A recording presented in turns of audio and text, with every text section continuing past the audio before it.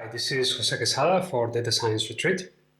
Today I want to talk to you about the decision of leaving academia. And I know this is not an easy topic to stomach.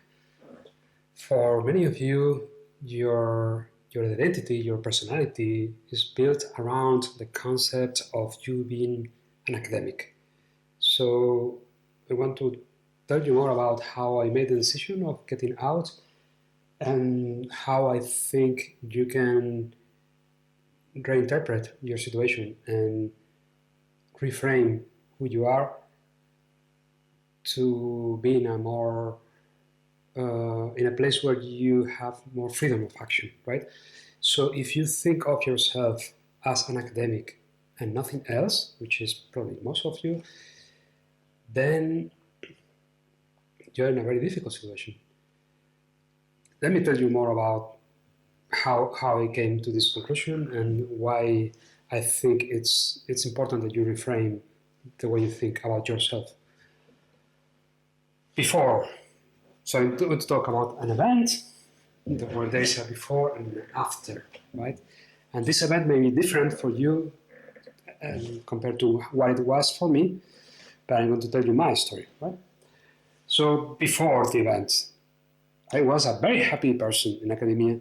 I worked crazy hours. I slept under my office table sometimes, even though my house was 5 minutes downhill by bike. I was so into it that I didn't want to stop doing it. So it was the happiest that I ever was before that point. So don't get me wrong, research is super fun. And once you get into it, it's exhilarating, right? You think, I will be famous, I'm doing something really meaningful and I want to be coherent. I'm going to go for it. This is what I want to do. And fame, which is this very vague feeling of people know who I am, I had an idea that got respected by somebody that I admire. This is a very good feeling to have, right?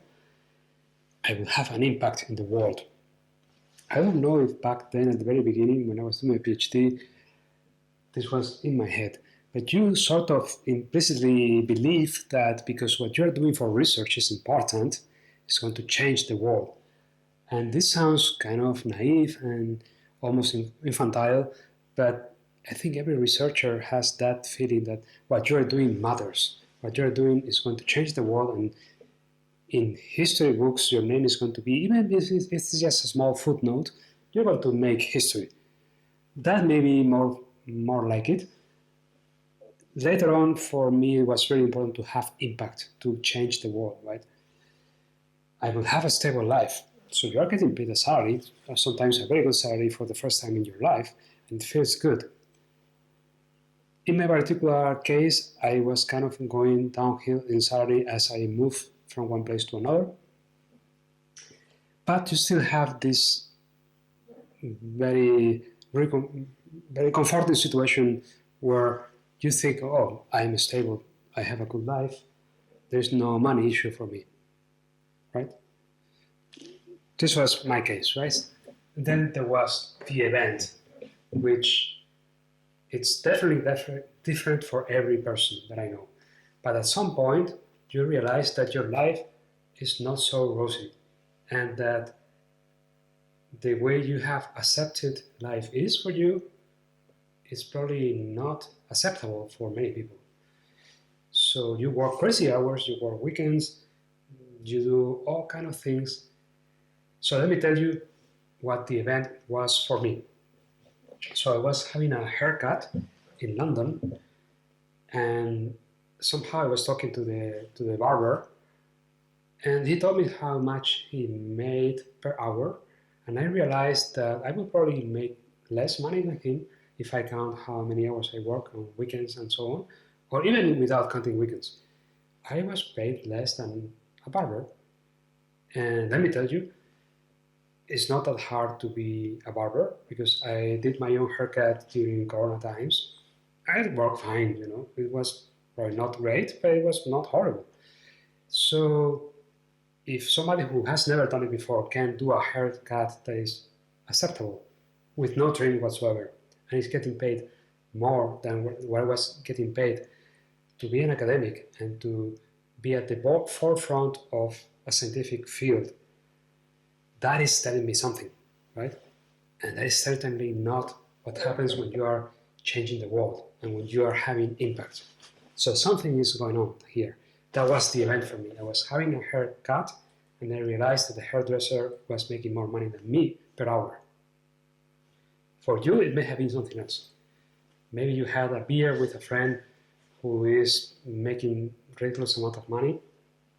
Maybe you broke up with a girlfriend that somehow you had to leave behind because you change locations yet again because you are a postdoc and you are going to work in some other place with somebody who's brilliant, and the only reason for you to be there is to work with this brilliant person, and off goes your personal life, off goes your plans for the future. Or maybe you are just really burnt out that you had to apply for yet another grant that only buys you one more year of funding, and you don't know what's going to happen next, and you're getting old and tired of this, right? Okay, so what happens after the event? So in my case, I realized that research is really eating my life, that I don't have a personal life, and people are getting on with their lives. They have family or they have beautiful lifestyles where they go and have fun. They travel the world on a ship, or they do something that everybody admires, and they are really having fun. In my case, I didn't have time for fun. Fun was a luxury, and I didn't want to have fun. What I was doing was better than anything else. I enjoyed being sleeping under the table so I don't have to go home, which is 5 minutes downhill by bike. But at some point, this is getting tired, and you are not enjoying that anymore, and you want to have a life and a lifestyle that you don't have. Right. So job security. When you are a postdoc, even if you are doing great by any measure, you have very little job security. You can be in one place 1 year and then a different place another year because you found something else you can do there. And it's kind of normal to change locations and to go to different places where the best minds in the world are. And you want to work with those guys. You have to travel and leave everything behind, sell your car, throw away your furniture, and start again. No job security. My barber in London had more job security than me. That is kind of interesting. But it's not just job security, it's just stability. So you have to push yourself to discover something new that you can publish that people are going to really like, and you're going to get citations. And this is like singing for your soup. You don't want to be doing that after a while. So you don't want your livelihood to depend on every single day on you making a breakthrough. This is really burning you out with time. It's probably the same on many other high beta activities like being a songwriter or a singer or a top level athlete. Don't get me wrong, these people are extremely dedicated and they have the same situation as an academic, and I do admire that a lot. And I'm still to this day, after being a business person or an entrepreneur for now 10, 15 years, I still think that those humans are very special and we should treasure them. And I consider myself one of them. I do this still to this day. So this may not end if you leave academia, but you still push yourself to the limit and you want to discover new things. And maybe you need to treasure this. You are one of the few people in the world that want to do this. The rest of the world is more conformist, who can live a life of deferred pressure. You work a job that you don't like so you can have vacation and weekends. You're not one of those guys. And that's fine. But at that point, that was my after that. I didn't want that to be hanging over my head. Then you realize that citations don't matter, that papers don't matter.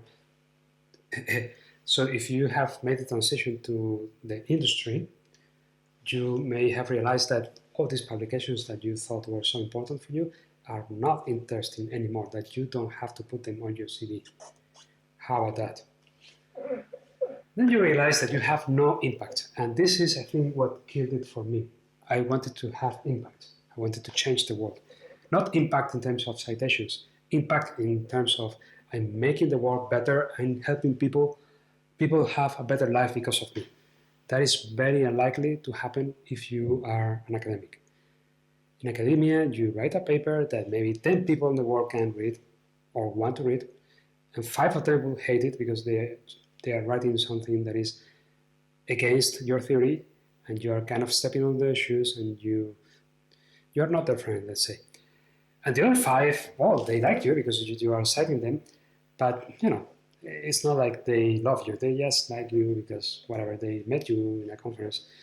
So you have little to no impact unless you are in a very special situation where you are saving lives because you discover a drug that cures an illness that is killing people. And this happens to very, very few people. Like, it's not even a big enough number to even think about it. So why am I recording a video of this, right? So every video that I do it because I think I can help people. And I think this video can help you. And I will make more of this. Why? Because I don't know what your event is. You may have found it already. You may not have experienced this. You are still in the before time. And you are somewhat happy, but maybe kind of questioning. If you are like that, try to find the event. Try to understand why you have to reframe your life and why there is a better life outside of academia, because there is. There is. And then what do you do after? What do you do when you have all this boiling inside of you, right? All that anger of all these many years that you have spent chasing something that is not making you happy anymore. Well, there is life after academia. Many, many people have left academia and they are happier for it. So all this anger that you are collecting right now, you can use it, you can repurpose it. It just takes something very hard. You have to change your image of yourself so you're not an academic anymore. Wow, that sounds scary as hell, right? And you may think that if you leave academia, there's no way back, and all your identity, all your friends, all that matters to you is inside academia. Well, you need to make that change. If you don't make that change, you're not going to get any satisfaction. And this is very hard, and I will probably record a video about how everything is possible once you realize inside of you that this is possible. There's interesting research about this too, but it's another topic, right? So find your event, get that anger that may be boiling inside of you now after you find your event, and repurpose it and make yourself unstoppable and make yourself a person that achieves things, and set yourself some goals so that you can start slowly moving away from academia and getting into industry. It sounds super scary, but everybody that I know who did it is happy about it. I did it now, 15 years ago, 10 years ago, I don't remember. It's fantastic. Don't get me wrong. It's scary at first, but I'm here to tell you it's possible, it's doable, and it's fantastic.